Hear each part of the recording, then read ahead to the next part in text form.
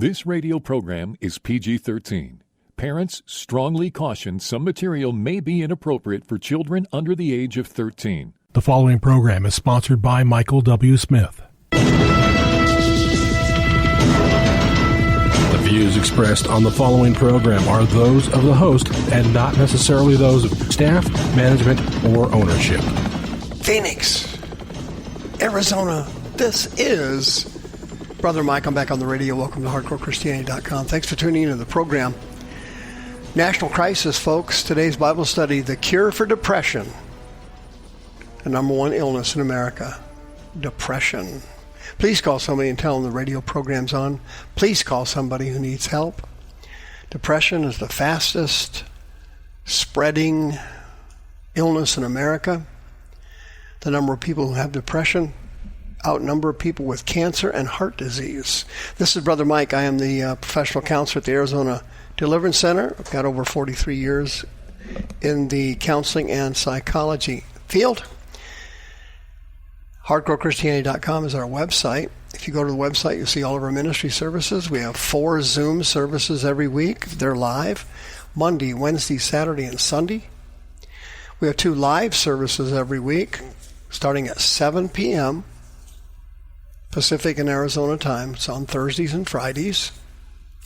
My podcast is at 9 o'clock every Sunday morning for my shut-ins, where I teach the deep things of God. Our children's deliverance service, the next one is May 3rd at 10 o'clock in the morning, preteens only. What a miraculous service that is. And don't forget about our revival, our healing revival is at the end of May. We need you to bring everybody who's sick to that revival.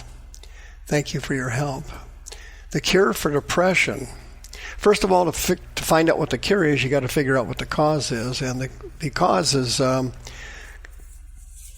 several issues come to the forefront. There are several issues involved.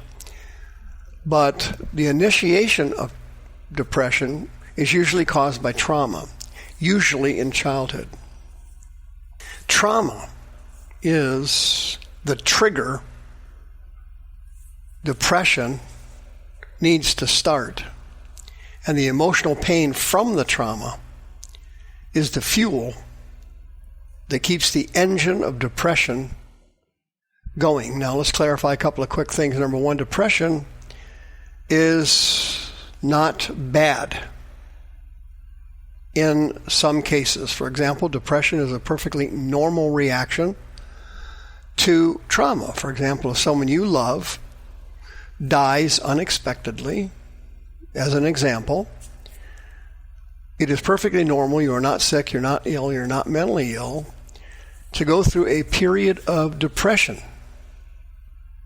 Your child dies, your parents die, your spouse dies, what have you, your best friend dies. Something traumatic happens, cancer, car wrecks, the usual things that human beings face all the time. It's called life. A lot of bad things happen in life, correct? A lot of bad things happen to you that you did not cause, that just hit you, so to speak, out of the blue, that you weren't planning for, and so on. It's called life. It's what we do as human beings. And to have a period of depression when that happens is perfectly normal. Now, if that depression is extended, technically, if it's extended 2 years or more, it's called dysthymia. Dysthymia is long-term, low-grade depression. And this is a condition where the person has a personality temperament change, and the kind of person they used to be before the traumatic event has kind of ebbed away, and this new person that experiences kind of a low-grade, systemic level of depression in psychiatry, at the cutoff point is 2 years. If it's been about 2 years, that means you've got a mental illness called dysthymia. But if the depression is severe, we counselors and psychologists and psychiatrists, we call that clinical depression.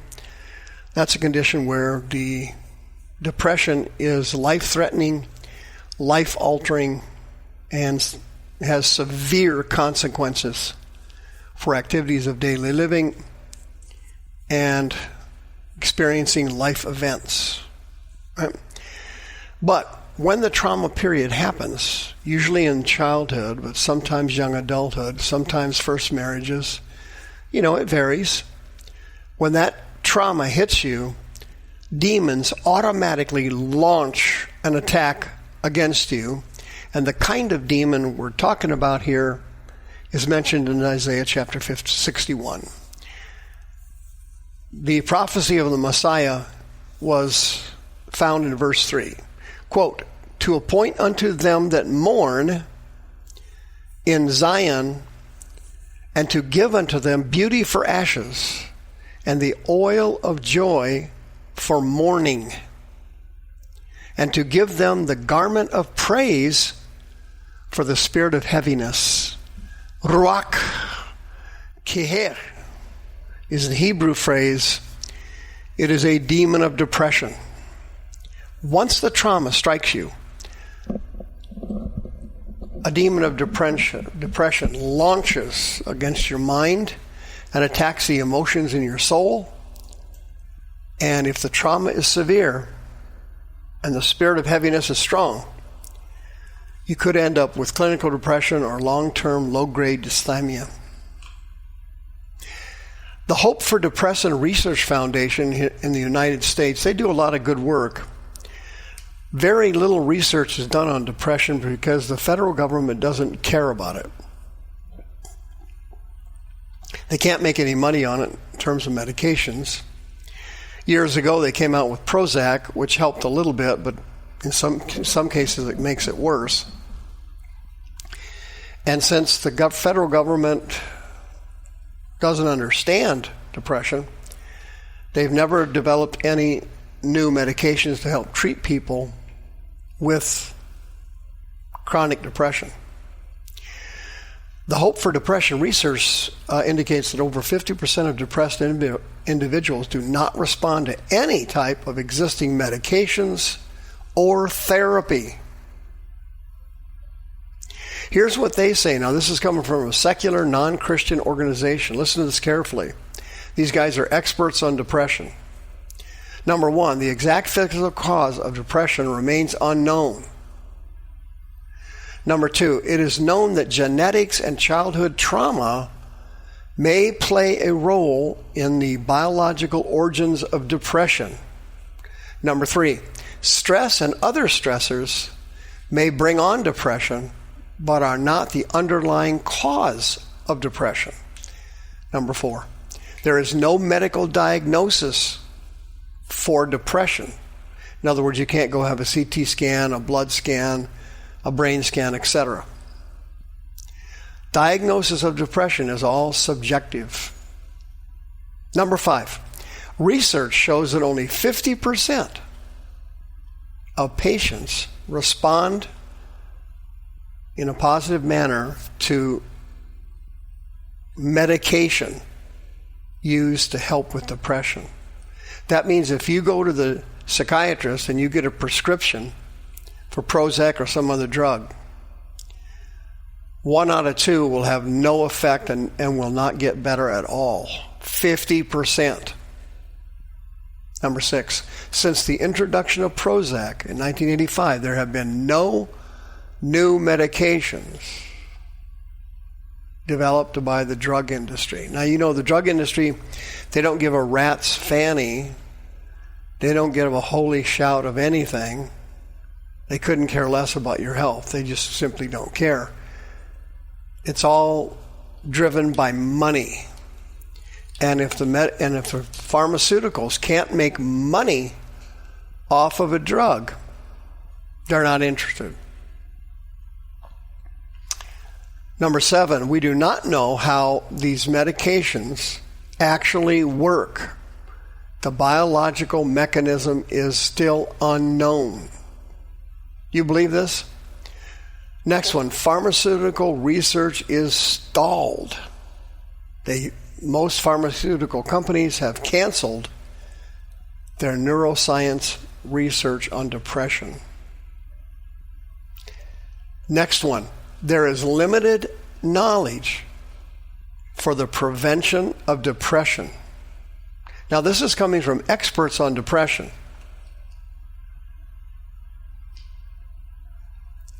Check this out. According to statistics, depression is the second most prevalent illness in the United States. I believe it's taken over number one. It's now outdistancing cancer and heart disease. But it ranks 68th in the amount of money the federal government spends to treat it. Folks, here's the situation. Most of the time, trauma and demons, the spirit of heaviness, cause and promote and promulgate depression. If you know somebody who has depression, dysthymia, or clinical depression, give me a call, 602-636-5800. If they're a born-again Christian, they're eligible for free counseling and healing services at the Arizona Deliverance Center. 602-636-5800. You want to know what the cure of depression is? Praise. If you're a born-again Christian and you suffer from depression, all you got to learn to do is start worshiping. Philippians chapter 4, verse 6. Listen to me carefully. Be anxious about nothing, but in everything by prayer and supplication with thanksgiving. Let your requests be made known unto God.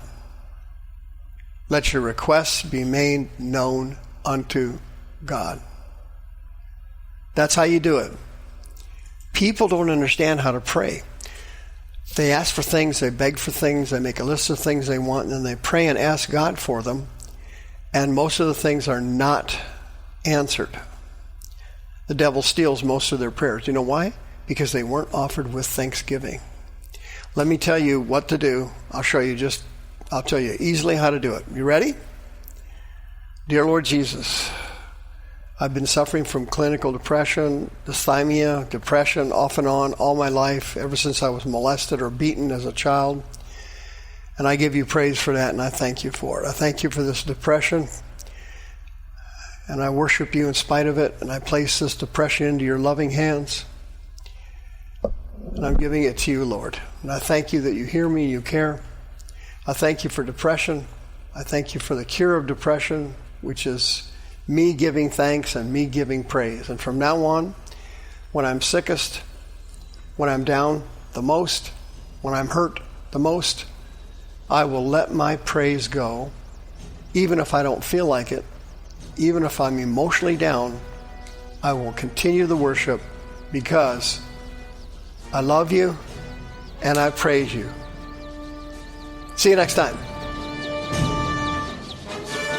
The views expressed on this program are those of the host and not necessarily those of staff, management, or ownership. This program was sponsored by Michael W. Smith.